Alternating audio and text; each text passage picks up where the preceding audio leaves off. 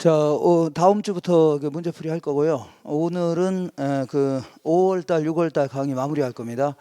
자, 오늘 감정평가론 마무리할 거고, 그리고 오늘 11시에 끝날 거니까 집에다 못 간다고 하세요. 오늘 못 들어간다고. 11시까지 못 들어간다고 하세요. 오늘은 진짜 11시까지 꽉 할 거니까 그렇게 하세요.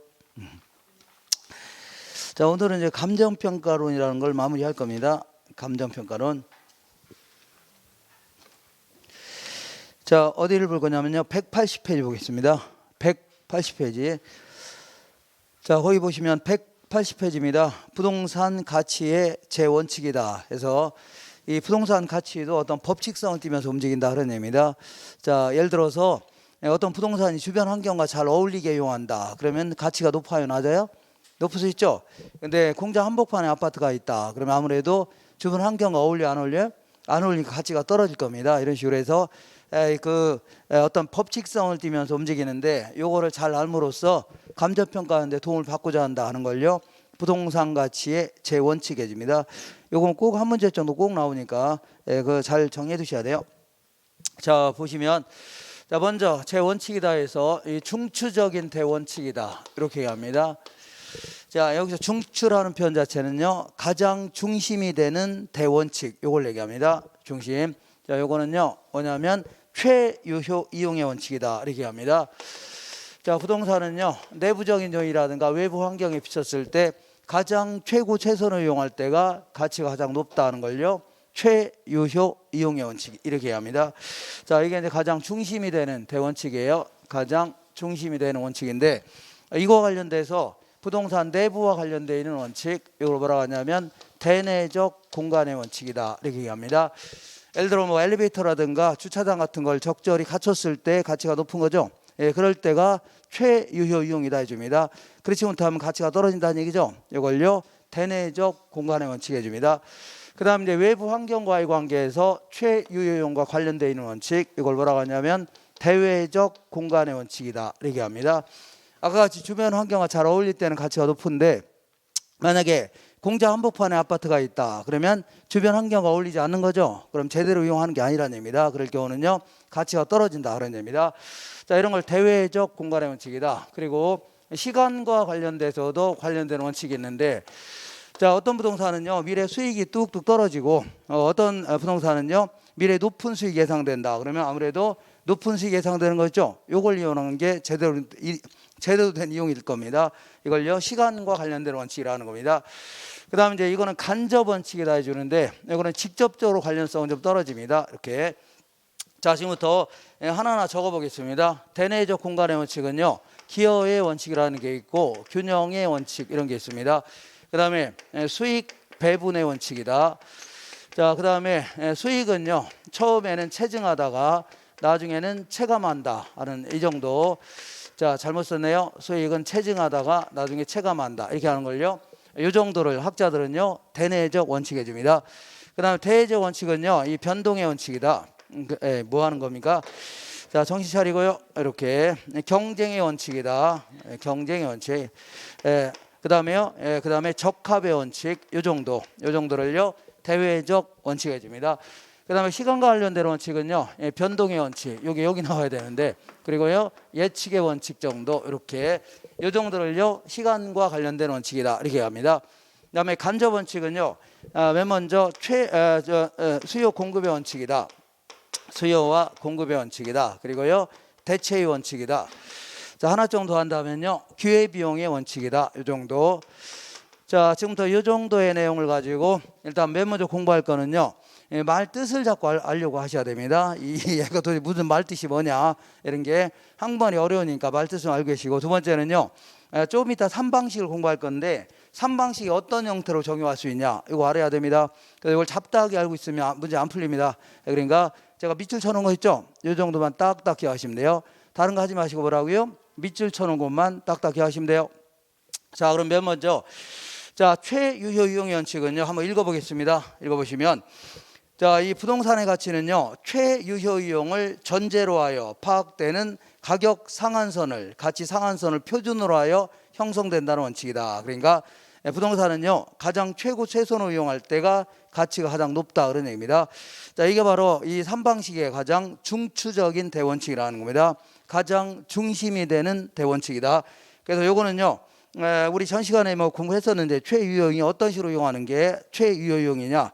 일단은 합법적인 이용해야 됩니다. 두 번째는요 물리적으로 채택 가능해야 되고, 세 번째는요 최대 수익을 실현할 수 있어야 돼요. 그리고 이러한 수익은요 가까운 시일 내에 실현할 수 있는 합리적이어야 된다, 이런 얘기를 했었을 겁니다. 어쨌거나 이게 가장 중심이 되는 원칙입니다. 여기서는요 내부적인 요인, 외부 환경을 비췄을 때 가장 최고 최선을 이용할 때가 가치가 가장 높다, 이렇게 하시면 돼요. 자, 지금부터 자 대내적 공간의 원칙 알아보겠습니다. 자, 여기서는요 기여의 원칙과 균형의 원칙, 얘는요 세트로 움직입니다. 세트로. 자, 그래서 여기에는 A라는 호텔이 있고, 호텔인지 모텔인지 있다고 치자. B라는 호텔이 있는데 둘 다 똑같은 지역에 있습니다. 그리고 내부 시설도 거의 똑같아요. 지은 연도도 거의 똑같고 생긴 것도 거의 비슷합니다. 근데도 불구하고 얘는요 한 7억 정도의 가치가 있고 얘는요 한 14억 정도의 가치가 있답니다. 자, 다른 요인은 모든 게 동일한데 왜 이거는 싸고 얘는 비싼가 했더니, 잘 보니까 여기는 주차장 설비를 제대로 못 갖췄습니다. 얘는 뭘 갖췄다고요? 주차장 설비 완벽히 갖췄다는 얘기죠. 그러니까 사람들이 차 끌고 왔다가 차 세울 데 없으니까 짜증 나요, 안 나요? 나죠. 그러니까 다 이쪽으로 간다는 얘기죠. 그러니까 상업용 부동산은요 장사가 잘 돼야 가치가 올라가는 겁니다. 뭐가 잘 돼요? 장사. 그러니까 당연히 가치가 올라가겠네요. 자, 지금부터 이런 부동산들을요 균형의 원칙에 부합된다, 이렇게 표현합니다. 균형, 내부 구성 요소 간에 적절히 균형을 이루고 있다, 이렇게 표현합니다. 그리고 이런 부동산들을요 부동산은요 균형의 원칙에 부합되지 않는다, 위배된다, 이렇게 표현합니다. 그래서 이 균형의 원칙에 부합되지 않을 경우는요 이따가 이제 기능적 감가라는 걸 이런 얘기를 할 건데, 기능적 감가의 근거다. 반드시 하세요. 무슨 거라고요? 기능적 감가의 근거다, 이렇게 하시고. 자, 그래 좋다. A라는 호텔 주인이 현재 7억짜리인데 여기다 한 3억을 투입해서 주차장 설비를 한다고 치자. 그러면 원래 생산비를 합치면 얼마가 돼야 돼요? 10억이 돼야 되는 거죠. 근데 한 14억 정도의 가치가 형성될 수 있다는 얘기입니다. 이런 식으로 이 부동산의 가치는요 단순히 생산비를 합친 게 아니라는 얘기죠. 이 내부 구성 요소들이 수익 창출에 어느 정도 공헌했냐, 이 공헌도를 전부 다 합친 거다, 그런 얘기입니다. 알겠죠? 이걸 뭐라고요? 기여의 원칙이라는 겁니다. 내부 구성 요소의 수익 창출에 어느 정도 공헌했냐, 기여도를 합친 거예요. 그래서 이걸 뭐라고 하냐면 기여의 원칙이다 해줍니다. 기여의 원칙. 자, 그래서 다시 할게요. 부동산의 가치라는 것은 생산비를 합친 게 아니라 뭐라고요? 내부 구성 요소들이 수익 창출에 어느 정도 공헌했냐. 다시 말하면 주차장 설비가 손님을 끌어들이는데 엄청난 공헌을 했다는 얘기죠. 이런 걸 전부 다 합친 거다, 그런 얘기입니다. 그래서 이 기여의 원칙에 따라 이게 추가 투자했더니 가치가 더 커졌죠. 그래서 이걸요 추가 투자의 적부 판단의 기준이다, 이렇게 표현합니다. 그리고 이게 딱 추가 투자했더니 균형이 딱 맞아 떨어졌죠. 그래서 균형의 원칙이 어떻다고요? 선행하는 원칙이다, 이렇게 표현합니다. 균형의 원칙이 뭐라고요? 선행하는 원칙이다, 이렇게 하시면 돼요. 자, 이번에는 수익 배분의 원칙과 수익 체증 체감 법칙, 제가 써놓은 것 중에 밑줄 쳐놓은 것만 계속 기억하시고 들어가시면 돼요. 밑줄 다른 거 하지 마세요. 다른 거 안 물어봅니다. 자, 이번에는 이렇게 볼게요. 수익 배분의 원칙은요 부동산 어떤 기업이 물건 내다 팔면 수익이 생겨 안 생겨요? 매출이 생기죠. 이거를 수익 창출에 공헌한 자한테 나눠줘야 될 겁니다. 이 노동자들한테는 임금의 형태, 그 다음에 자본을 투입한 자들한테는요 이자라든가 배당의 형태, 그 다음에 경영을 제공한 자들한테 이익도 나눠줘야 되고, 토지를 제공한 자들한테는요 뭐 임대료 같은 거 줘야 되겠죠. 이때 보통 이제 경제학에서는요 토지 같은 경우는 만드는데 생산비가 들어갔어, 안 들어갔어요? 들어갔죠. 들어간 게 아니죠. 그러니까 애초에 생산비 자체가 들어간 게 아니라 신이 공짜로 준 거 아닙니까? 그러니까 어떤 노력에 대한 대가가 뭐 들어가지 않은 거죠. 그렇기 때문에 이걸 배분할 때는요 먼저 이 수익 창출에 직접적으로 공헌했던 노동자본 경영에 우선해서 배분해주고, 행여나 남는 게 있다면요 토지에 배분해줘야 된다, 이런 논리를요 수익 배분의 원칙이라는 겁니다. 그래서 이건 경제학적 논리입니다. 그래서 나중에 그 토지 잔여법이라고 있는데 3방식에 토지 잔여법의 근거다, 이런 표현 기억하시면 돼요. 뭐 무슨 거라고요? 토지 잔여법, 수익 방식이 있습니다. 이런 게 근거다. 그 다음에 이번에는요, 어떤 땅 위에다가 그 건물을 지으려고 합니다. 건물을 쭉 지으려고 하는데, 문제는요, 층수를 계속 높이면 높일수록 수익이 점점 커지는 건 아니겠죠? 어느 정도 가서는 더 이상 분양이 돼야 한대요? 안 되죠. 그러니까 정확히 얘기하면 이익을 얘기하는 겁니다. 이익, 수익보다는 수익은 매출액을 얘기하는 겁니다. 자, 그러다 보니까 결국은요, 이걸 집약한계라는 겁니다. 저 시간에 공부했는데, 이 집약한계 정도까지는요, 이익이 점점 커집니다. 그러다가 그다음부터는요, 들어온 돈을 까먹기 시작한다는 얘기죠. 그래서 이거를 수익 체증 체감의 법칙이라는 겁니다. 그렇기 때문에 추가 투자하더라도 이 정도까지만 추가 투자해야 되는 겁니다. 이것도 마찬가지로 추가 투자의 적부 판단의 기준이다, 이렇게 표현합니다. 자, 이 정도 정리하시고, 자, 지금까지 한 거를요, 대내적 공간의 원칙 해줍니다. 자, 지금부터 이제 대외적 공간의 원칙 알아보겠습니다. 대외적 공간의 원칙은요, 자, 이 경쟁의 원칙은 말뜻만 하시면 돼요. 말뜻만. 어떤 지역이 있는데 여자 고등학교가 딱 들어왔습니다. 여고가 딱 들어오는 바람에 어떤 여자분이, 아주머니가 잽싸게 가서 라면집을 딱 차렸습니다. 그러면 여학생들이 갈 데가 여기밖에 없는 거죠. 그러면 여기밖에 없으니까 엄청난 큰 돈을 벌 수도 있겠네요. 이걸 초과이윤 이렇게 표현할게요. 초과이익 해서 상관없고, 그러면 이렇게 초과이윤 얻고 있는 데는요, 다른 공급자들이 가만둬야 안 놔둬요? 안 놔두겠죠. 조금 있어봐요. 오후죽순 나도 한번 해야 되겠다 하면서 라면집방 생겨 안 생겨? 분식 생기죠. 그럼 여학생들이 이 집만 가다가 뭐 다른 집도 갈 수 있어 없어요? 가니까 이게 이제 점점 줄어들 겁니다. 줄어드는데 어디까지 이게 분식점이 들어서냐면, 이게 먹을 게 있는 한 계속 들어오겠죠. 이게 없어질 때까지, 이게 없어질 때까지. 그래서 결국은요, 초과이윤은 경쟁을 이야기합니다. 그리고 또한 이러한 경쟁을 통해서 초과이윤은 없어진다는 얘기죠. 그러면 처음에는 가치가 높아졌다가 나중에 낮아진다는 얘기입니다. 이걸요, 뭐라고 하는 거예요? 경쟁의 원칙이라고 하는 겁니다. 이번에는 적합의 원칙 알아보겠습니다. 자, 어떤 부동산이 있는데, A라는 부동산이 있는데, 이 부동산이 가장 최고도로 최고 최선에 이용하려면요, 주변 환경과 어울리게 이용해야 된다. 이렇게 이걸요, 적합의 원칙이라 이렇게 합니다. 적합의 원칙. 자, 그러니까 뭐 주택은 주택가에 있는 게 좋겠네요. 상가는 어디에 있어요? 상업적인 있는 게 좋겠죠. 그다음에 아무래도 공장 한복판에 아까처럼 아파트가 있다. 그러면 주변 환경과 잘 어울려 안 어울려?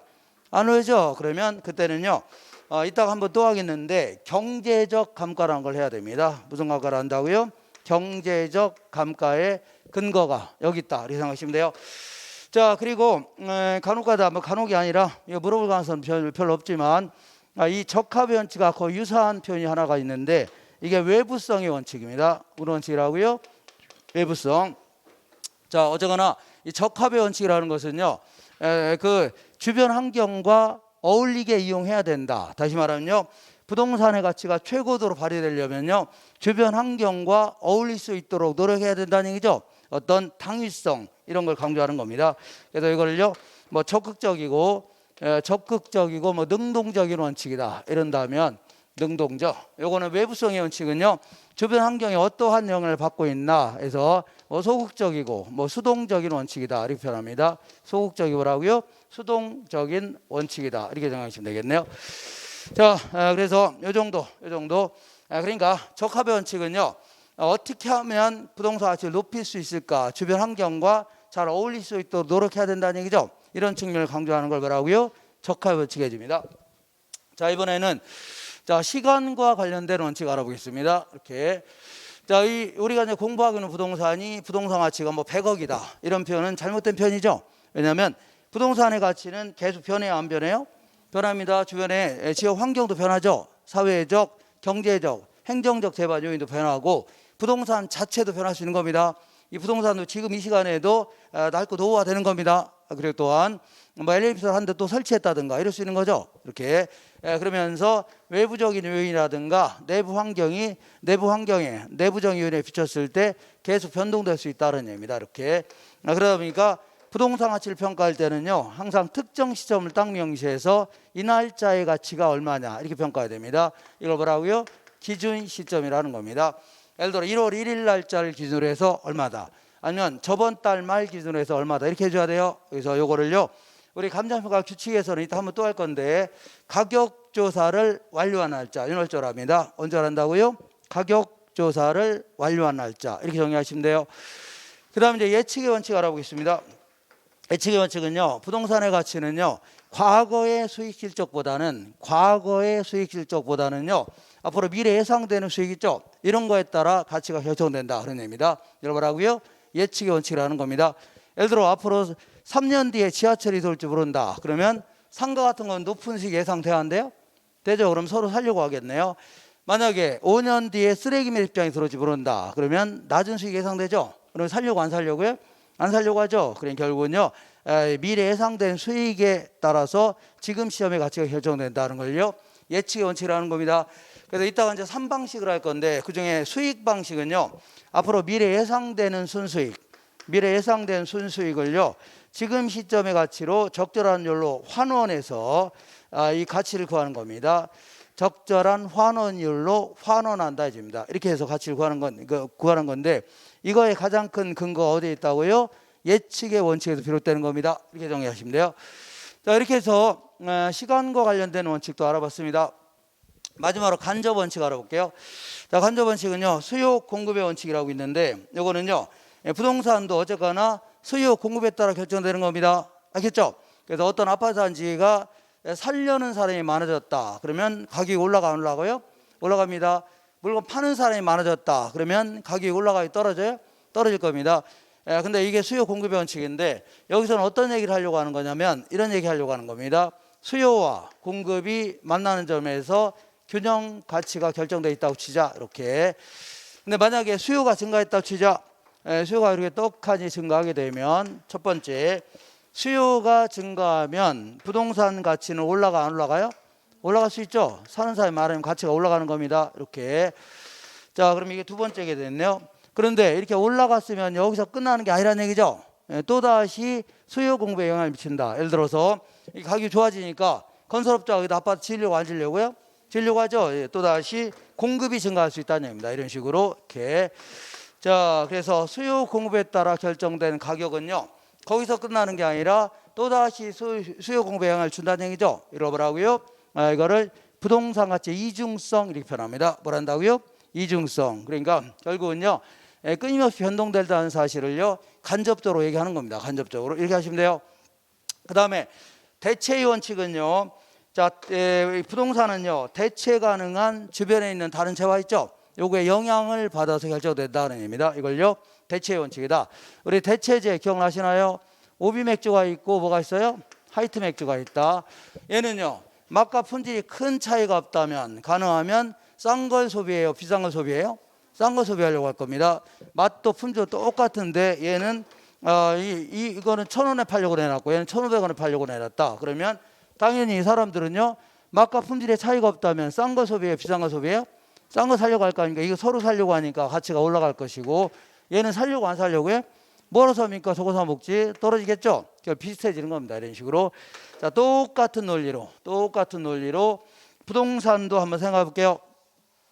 어떤 지역이 있는데, 여기는 이제 삼성 아파트가 있고, 여기는요, 대림 아파트가 있는데, 자, 둘 다 같은 지역에 있고, 그 다음에 내부 시설도 거의 비슷합니다. 거의 비슷해요. 생긴 것도 거의 비슷합니다. 그래, 애들 학교도 여기 있고, 남편 직장도 있고, 뭐 삶의 근거가 이건데, 자, 만약에 삼성 아파트는요, 1,000만 원에 팔려고 내놨고, 평당, 얘는요, 1,500만 원에 팔려고 내놨다. 그러면 별 차이가 없다면, 가능하면 싼 걸 구입해요? 비싼 걸 구입해요? 싼 걸 구입하겠죠? 그러니까 이거 서로 구입하려니까 가치가 올라갈 것이고, 얘는 살려고 안 살려고요? 안 살려고 하니까 가치가 떨어지겠죠? 그럼 어디일 때까지요? 같아질 때까지. 알겠죠? 같아. 자, 그러다 보니까 나중에요. 자, 예를 들어서 어떤 부동산의 가치를 평가하려고 할 때는요, 얘와 비슷한 놈이 최근에 거래한 적 있다는 얘기죠. 요걸 가지고 수정해서 결정할 수 있다는 얘기입니다. 알겠죠? 그래서 지금부터 이걸요, 사례를 가지고 어쩌고저쩌고 하는 거 있죠? 이걸 비교 조정 작업 해줍니다. 뭘 한다고요? 비교 조정 작업은요, 3방식에 다 나옵니다. 다 나와요. 그래서 그 비교 조정 작업의 근거다. 어쨌거나 사례를 가지고 어쩌고저쩌고 하는 거 다 여기 나오는 겁니다. 이렇게 하시면 돼요. 자, 마지막으로 기회비용의 원칙은요, 어떤 지역이 있는데, 어떤 지역에 뭐가 있냐면 공장이 있습니다. 여기도 공장이 있고 변두리도 공장이 있다고 시자. 그러면 요거는 고도 상업지역이고 여기는 변두리입니다. 근데 자, 똑같이 공업용 부속토지지만 얘가 훨씬 더 비싸게 거래될 수밖에 없습니다. 왜 그러냐면 똑같이 공장부지 아닙니까? 근데 얘는요, 지금 현재는요 공장부지로 쓰고 있지만 얘를 다른 용도로 썼더라면, 예를 들어서 여기다 오피스텔 지어서 30층짜리 건물 지었다가는 엄청난 이익을 챙길 수 있다는 얘기죠. 엄청난 이익을 챙기는 거죠. 다른 용도로 썼더라면 큰 이득을 얻을 수 있는 거 아닙니까? 이걸 감안해서 결정해야 되는 겁니다. 현재 지금 당장의 이용 상황만 보면 대화인데요, 안 된다. 다른 용도로 이용했더라면, 예를 들어서 상업용으로 이용했더라면 아주 높은 수익을 예상할 수 있는 거죠. 그것도 감안해서 결정해야 됩니다. 이걸 뭐라고요? 기회비용의 원칙이라는 겁니다. 기회비용이라는 것은요, 다른 용도로 이용했을 때 얻을 수 있는 이익이 있죠. 이런 걸요 기회비용 이렇게 얘기합니다. 자, 지금까지 공부한 거를 문제를 통해서 확인해 보겠습니다. 이렇게, 자, 문제만 잘 풀 줄 아시면 돼요. 180페이지 보겠습니다. 180페이지. 자, 오른쪽 1번 보겠습니다. 1번.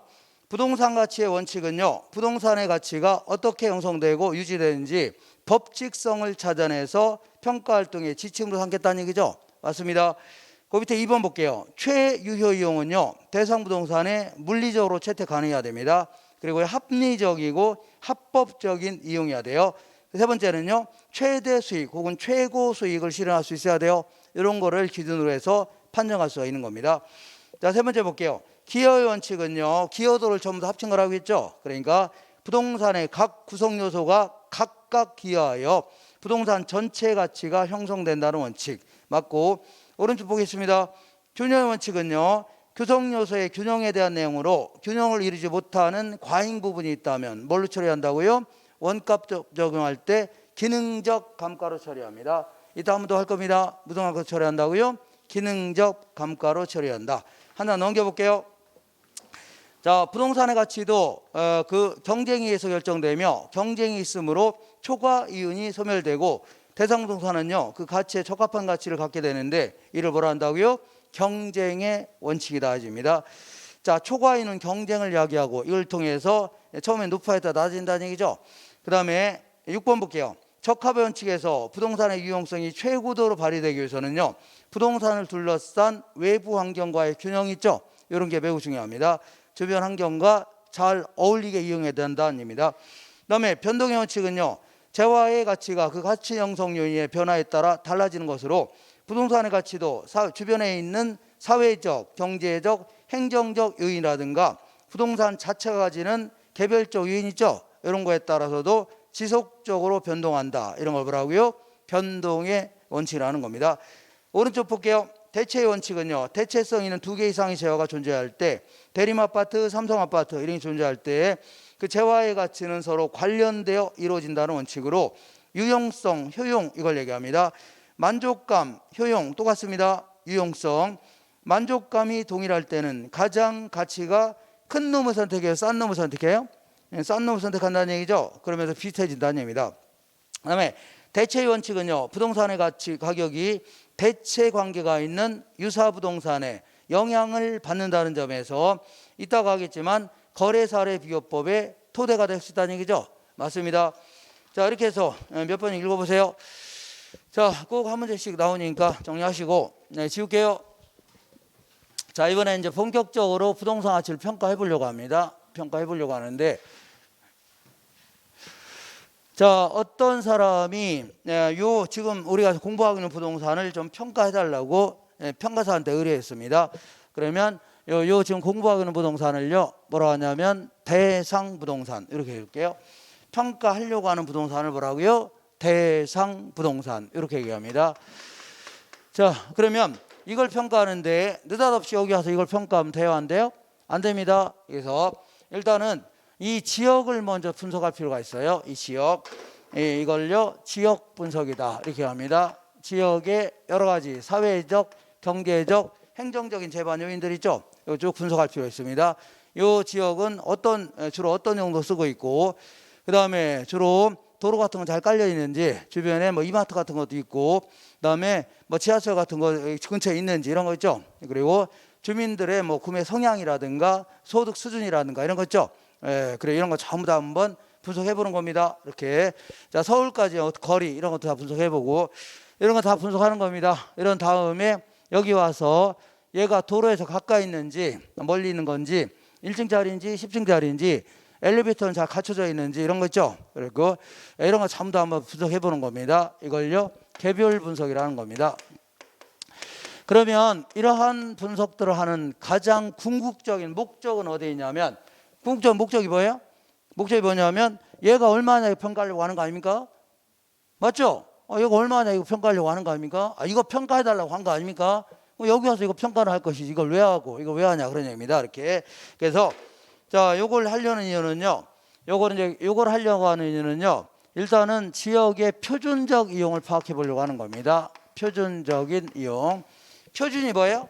딱 중간 정도를 얘기합니다. 딱 중간 정도 뭐라고요? 표준적 이용이라는 겁니다.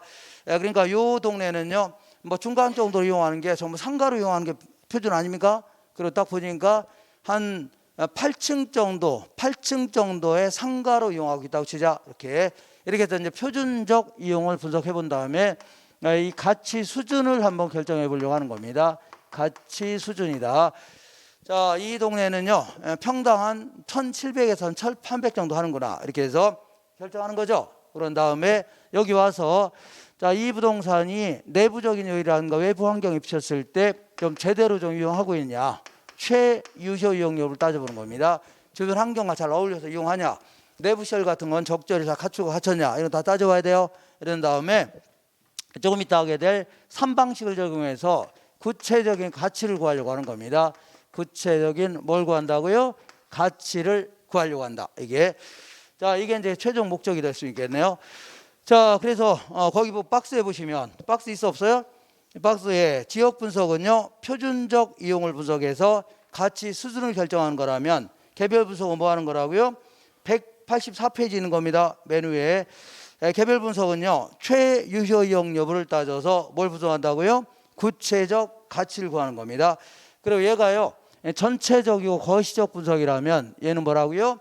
부분적이고 미시적 분석이다 해줍니다. 그리고 얘를 먼저 하는 겁니다. 이거 선행 분석이라고 해요. 이거 나중에 하는 겁니다. 뭐라고요? 후행 분석이다 해줍니다. 그리고 여기는 왜 가치가 비슷하냐면요 근처에 있으니까 비슷하죠. 똑같은 아이파크라도 여기 있는 거하고 부산에 있는 거 같아 달라요? 근처에 있으니까 비슷한 겁니다. 그리고 옮길 수 없는 거죠. 꼼짝 못하니까 그 근처에 다 있는 거 아닙니까? 그러니까 부동성과 인접성 때문입니다. 근데 왜 부동산마다 다 차이가 납니까? 가치가.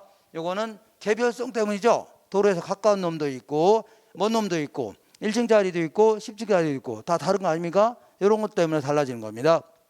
자, 그리고 하나만 더 한다면 얘는 아무래도 지역 전체를 대상으로 하는 거니까 적합의 원칙과 밀접히 관련돼 있다 줍니다.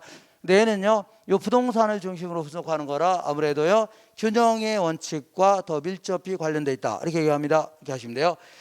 자, 지금부터 이 지역 분석을 어디까지 할 거냐.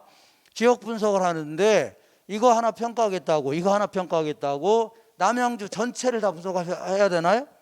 그렇지 않겠죠. 바빠 죽겠는데 언제가 평가하고 있습니까? 그리고 그렇게 평가해야 할 이유도 없는 거 아닙니까? 그죠? 그래서 그러면 어디까지 평가해야 되냐 그런 얘기인데 요거는 조금 있다가 이제 거래 사례 비교법을 공부할 겁니다. 비교를 권유하는데 만약에 이 거래 사례를 어디까지 구할 수 있냐.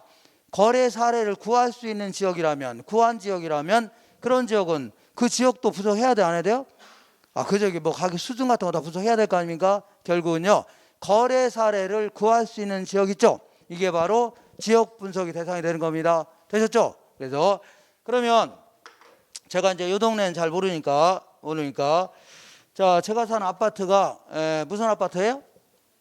원래는 시험에 나옵니다. 건영 아파트입니다.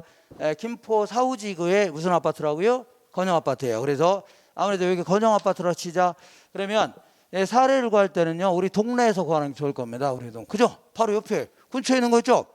같은 아파트라든가 그 옆에 있는 아파트 이런 데 구하는 게 좋을 거 아닙니까? 그러니까 같은 동네에서 구하는 게 좋아요.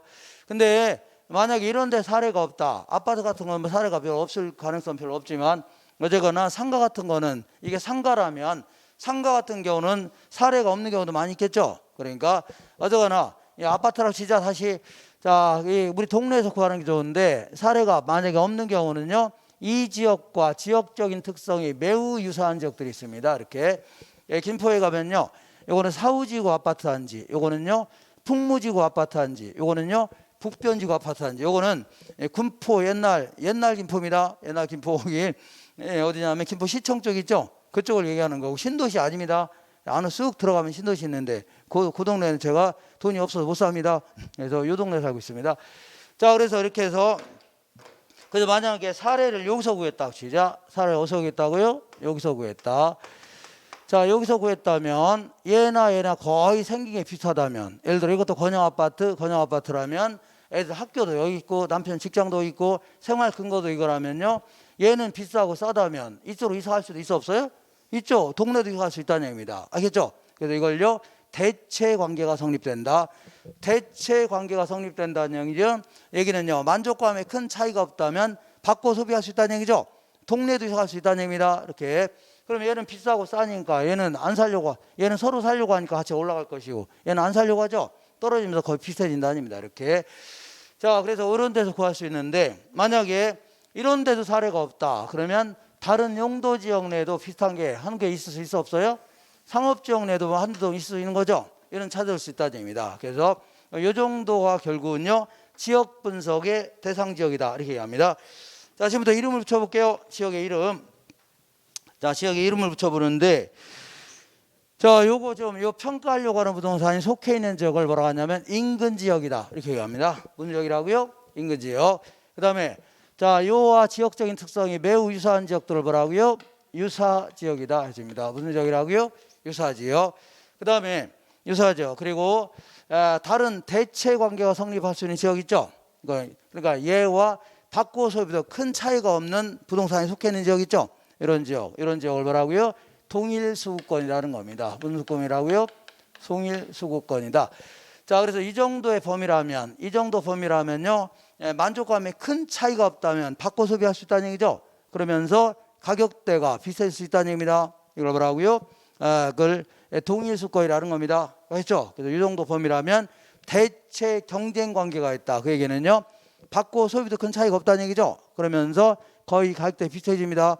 그리고 얘를 지어나 쟤를 지어나 별 차이가 없다면 사람들은 부동산 주인들은요 자기 걸 이용하도록 자꾸 경쟁할 수밖에 없다는 얘기입니다. 이걸요 경쟁 관계가 있다 이렇게 표현합니다. 자, 지금부터 지역의 특성을 좀 간단하게 좀 살펴볼게요. 얘를 이렇게 끄집어내 볼게요. 끄집어내면 뭐가 있어 없어요? 있죠. 인근 지역은요 대상 부동산이 속해 있는 지역을 얘기합니다. 그리고 요거는요 대상 부동산과 자, 여기는 근처에 있는 부동산들은요 대체 경쟁 관계가 있다. 거의 비슷한 것들은요 대체 관계가 있다 그런 얘기입니다. 이렇게. 그다음에 이거는요 대상 부동산 가치에 직접적 영향을 준다 해줍니다. 무슨 얘기냐면 어떤 사람이 요 아파트 건영 아파트 사러 왔다가 바로 옆에 보니까 삼부 아파트 싸게 판다는 얘기죠. 요거 살려도 바로 요거 살 수 있겠네요. 바로 집값 떨어질 수 있다는 얘기죠. 이렇게 해서 직접 영향을 준다 해줍니다. 직접. 그다음에 요거는 특정 용도를 중심으로 해서 집중되는 형태입니다. 그러니까 이렇게 요거는 사후지구 아파트 단지, 풍무지구 아파트 단지 이런 식으로 해서 특정 용도를 중심으로 해서 집중되는 형태입니다. 만약 어떤 상가 같은 경우는요 A지구 상업지역, B지구 상업지역 이렇게 해서 특정 용도를 중심에서 집중되는 형태를 얘기합니다. 그다음에 요거는요 이 인근 지역은 항상 고정되어 있는 게 아니라 계속 변동될 수 있죠. 지하철 이쪽으로 뚫렸다면 변해 나갈 수 있다는 얘기입니다.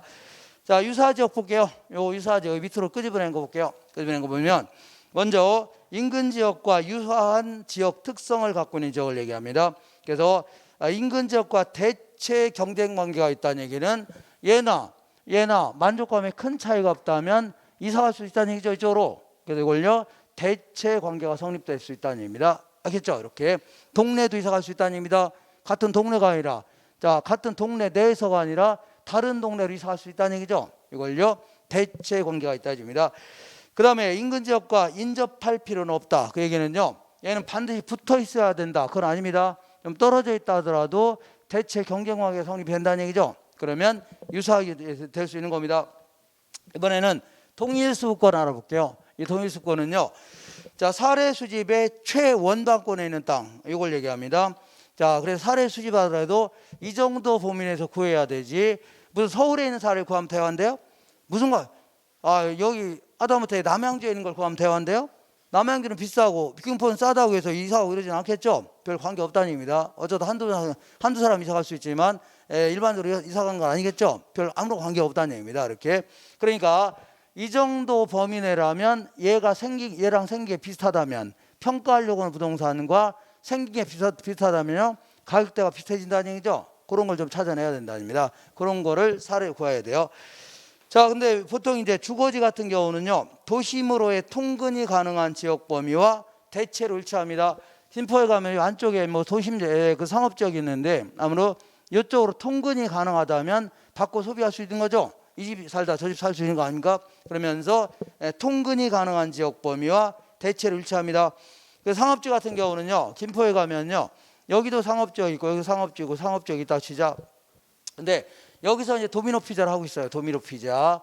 근데 요 정도 범위에서 주문이 들어온다는 얘기죠. 그러면 어디를 가든 결국은요, 그 영업 수익이 비슷해요, 안 비슷해요?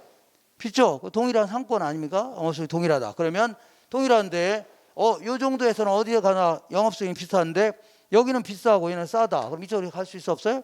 갈 수 있죠. 이런 식으로 그 상권을 기초로 해서 동일한 영업 수익을 올릴 수 있는 범위 있죠. 요거와 대체를 일치합니다. 여기서 이것만 하시면 돼요. 얘와 대체 관계가 생기는 지역 있죠. 요걸 얘기하는 겁니다. 받고 소비할 수 있는 지역 있죠. 만족감에 차이가 없다면 그쪽으로 부동산끼리 받고 소비할 수 있다는 얘기죠. 이런 지역을 얘기하는 겁니다. 이렇게. 그 다음에 공업지는 읽어보시면 돼요. 생산비, 판매비에 있어서 대체성 있는 지역 범위와 대체를 일치합니다. 그리고 후보지는 뭐예요? 후보지는 대분류 상호 간의 전환 중에 있는 땅 있죠. 예를 들어서 전지 지역이 밭을 얘기합니다. 상업지역으로 전환 중에 있다. 이런 땅을 뭐라고요? 후보지라는 거고, 아니면요, 주거지역이 상업지역으로 전환 중에 있다. 이걸요, 이행지라는 겁니다. 그러면 이걸 동일수권을 파악할 때는요, 이미 지금 상업지역으로 바뀌고 있어, 안 바뀌고 있어요? 지금 전지 지역이 밭이 상업지역으로 바뀌고 있어, 안 바뀌고 있어요? 바뀌고 있는 쪽 아닙니까? 그럼 이미 가격이 올라갔을까, 안 올라갔을까요? 용도 지역이 지정되는 즉시 곧바로 그 전부터 막 가격이 올라갈 때 올라가는 겁니다. 그리고 모든 상업활동은, 모든 경제활동은요, 바뀌려고 하는 지역 있죠. 여기에 따라 계속 바뀌어 나갈 수밖에 없는 겁니다. 그러니까 자, 이 동일수권을 파악할 때라도요, 전환 후의 용도 있죠. 요걸 기초로 해서 동일수권을 정해야 되는 겁니다. 되셨죠? 근데 문제는요, 전환이 완만하다 그 얘기는요, 아니면 성숙도가 느리다 그 얘기는요, 언제 바뀔지 모른다는 얘기죠. 10년이 될지 20년이 될지 모른다. 그럴 경우는요, 전환 전의 용도를 기초로 해야 돼요. 알겠죠? 전환 정도 이렇게 하시면 돼요. 자, 그 다음에 오른쪽 보겠습니다. 오른쪽에 자, 인근 지역의 수명 현상이다 해갖고, 자, 저 인근 지역 아닙니까? 여기 이제 재개발 아니면 재건축 할 수 있어 없어요? 있죠. 재개발되거나 그러면요, 그러면 깨끗한 아파트가 들어서 안 들어서요? 들어서면 그 돈이 많은 사람이 살기 시작하죠. 그러다가 시간이 꽤 지나면 아파트도 낡고 노후화 되어 한대요. 그러면 돈 많은 사람이 안 살려고 하고 좀 돈 없는 사람이 들어오려고 하겠죠. 이런 걸요, 인근 지역의 수명 현상 이렇게 얘기합니다. 근데 요거는요, 학자들이 이렇게 5가지 단계로 구분합니다. 하나, 2개, 3개, 4개, 5개 이렇게. 자, 그래서 요거는요, 성쇠천학이다 이런 식으로 쇠천학이다 이렇게 해서 기억하세요. 자, 그래서 요거는요, 성장기 이렇게 얘기합니다. 요거는요, 성숙기, 쇠퇴기, 천이기, 악화기. 그래서 우리 시험에서는요, 이게 몇 년 걸려요? 이거 안 물어봐요. 뭐 시험 다 다를 수밖에 없는 거예요. 이거 물어볼 수도 없는 겁니다. 그럼 안 물어보고, 어떤 사람은요, 성성쇠천학 이렇게 암기하라며요. 뭐 헷갈립니다. 나는 성장기하고 성숙기하고 헷갈리는데, 성성하는 것보다는요, 장숙, 쇠퇴기, 쇠천학하는 게 좋지 않습니까 하는데, 그럴 필요 없습니다. 사람은요, 성장했다 성숙하는 거죠. 그죠? 태어나자마자 성숙한 상태로 태어나봐요. 그거 좀 이상하지 않나요? 어떤 여자아이가 태어나자마자 한다는 얘기가 엄마나 담배 안 같이 이러면, 그럼 돼요, 안 돼요?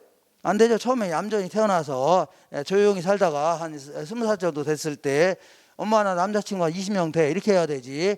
처음부터 그럼 돼요, 안 돼요? 안 되죠. 그러니까 상관없습니다. 그러니까 성장했다 성숙하는 거예요. 성장했다 성숙.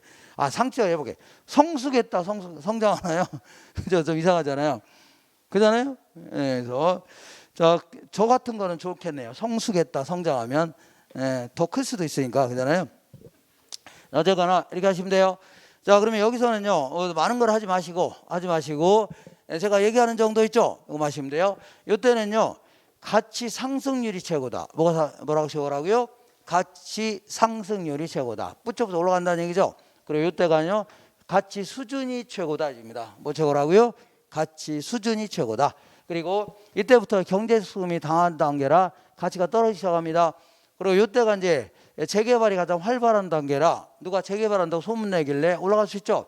헛소문이다. 떨어지겠네요. 들쑥날쑥하다가 이때까지도 재개발이 없다. 그럼 슬럼 직전의 단계까지 가는 겁니다. 이렇게 해서 요것만 정리하세요. 이때는요 가치 상승률이 최고다. 얘는 뭐라고요? 가치 수준이 최고다. 가치 수준이 최고다. 그리고 몇 가지만 기억하시면 돼요. 이때가 상향 여과가 가장 활발한 단계다. 이렇게 얘기합니다. 그전에는요 논밭이라든가 달동네에 있을 거 아닙니까? 근데 이게 재개발하고 나니까 돈이 많은 사람이 들어오는 게 활발하다는 얘기입니다. 이렇게. 그리고 이때서부터요 하향 여과가 시작되는 단계다. 하향 여과가 뭔 단계라고요? 시작된다. 그러니까 그전에는요 돈이 많은 사람이 살다가 돈 좀 없는 사람 있죠? 좀 가난한 사람이 들어오기 시작한다는 얘기입니다. 그리고 이때가요 하향 여과가 가장 활발한 단계다 입니다. 뭐란 단계로? 활발한 단계다. 그리고 재개발이 좀 일찍 시작하면요 여기서부터 재개발이 시작될 수 있습니다. 재개발이 시작되는 단계다. 이렇게 하시면 돼요. 그리고 이때가 이제 재개발이 가장 활발히 진행되는 단계다. 이렇게 얘기합니다. 활발히 진행된다. 이렇게. 그리고 나머지는 상식적으로 접근하면 돼요. 상식적으로 이게 성장기 때는 예를 들어서 어떤 지역이 도시로 새로 들어서면 아무래도 젊고 교육 수준이 높은 사람들 있죠. 많이 입주한 단계입니다. 그래서 처음에는요 예를 들어 이 지역도 제가 이제 학교 다닐 때는요 이런 도시가 없었어요. 다 논밭 아니면 임야였습니다.